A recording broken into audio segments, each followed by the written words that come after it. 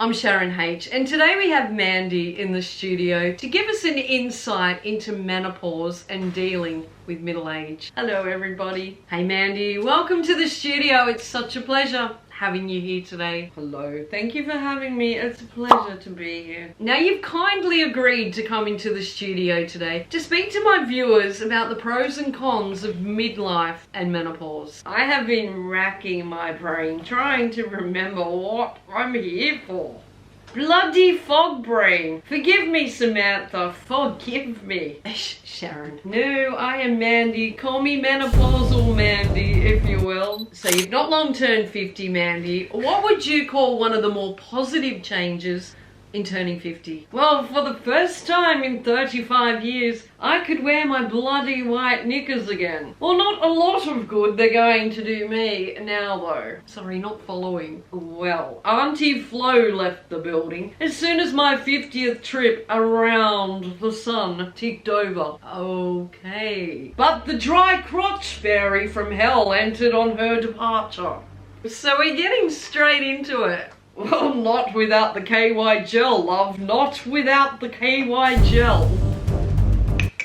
After all those years of PMS. Oh, I know, it's the absolute worst with all those raging hormones. Let me tell you, well, I certainly had my husband to thank for that. What, your PMS? Oh, too right, I've been putting up with that man since 1998. Well, didn't you all know that PMS actually stands for putting up with men's... So then you got PMS again, perimenopause symptoms. So what did that mean for him? So now the poor he can put up with mine. So I'm guessing that your moods can be all over the shop then. Oh indeed, one minute I'm laughing, the next I'm crying. Oh. I'm sorry. Oh, so the absence of Auntie Flo didn't even out the hormones then? Well, for me, no. They're up and down like... How can I put it accurately? It's fine. Just describe it to the best of your ability. Frankly, they're up and down like a mad woman's... So what would be another positive that you see in being over 50? Well, I do no longer give a flying fornication what anyone thinks of me. Well, that's definitely a great thing. I just don't. Not a bit.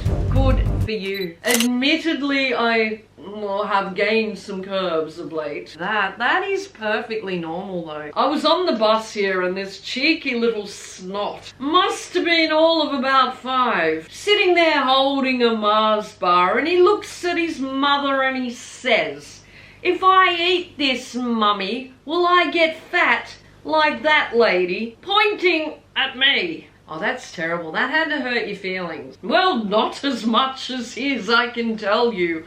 I grabbed that Mars bar and swallowed it whole and said, "Not now, you little turd. Not now." Oh, Mandy, you didn't. Lucky for me, I don't have a thin skin because, well, my hair is thinning on my head these days and growing fast everywhere else. Oh, really? I did not know that happened during menopause. Well, I didn't actually think anyone had noticed, right? Until I overheard my cheeky little snot son Josh telling his friends that he was growing a moustache so he could look like his mum. So how do you sleep? Why? What have you heard? I mean, does menopause affect your sleeping habits? I mean, what is sleep? Can somebody tell me? So do you experience night sweats and hot flashes? Oh, I don't experience them. I drown in them. Every bloody night. I stick to those sheets like to a blanket. So I imagine you need to sleep with a fan on. Oh, I need to sleep with a bloody blizzard chapping my... Well, I've also heard that menopause can affect your bladder. Oh, you think? So there's more trips to the bathroom during the night then. Or if you consider getting up all night like a racehorse more frequent, then right you are, Samantha, right you are. Sharon, I'm Mandy. I know you've told me nothing's off limits, so what about your libido, Mandy? I'm sure my viewers would be interested to know how or if menopause affects the libido. I don't have a libido. It's headed south with my tartars. So it's fair to say that there's not a lot of intimacy going on in the bedroom at this phase of your life, Mandy. We do have face relations now.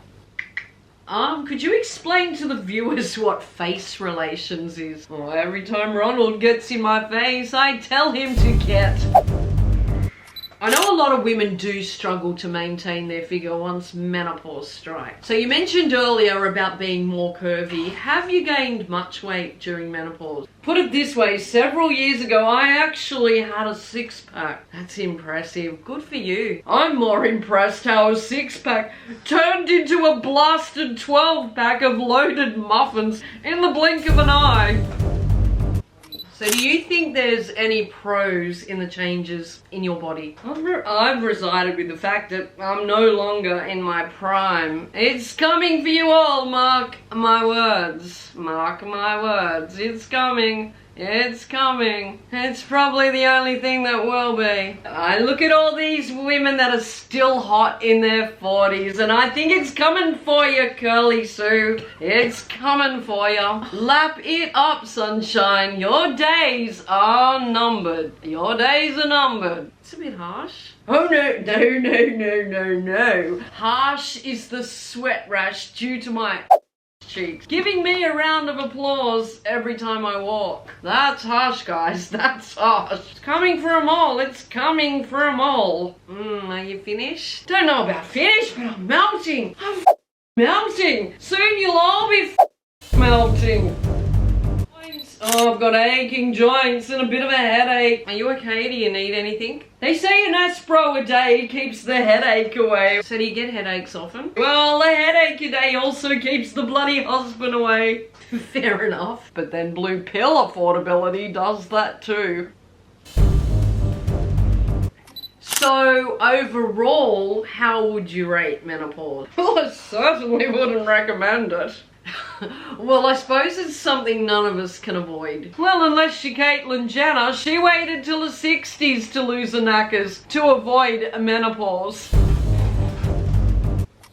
Honey Buscapan, my stomach hurts. Ooh, are you okay? It's just wind pain. That bloody baked potato I ate earlier is turning into another spare tire. Oh.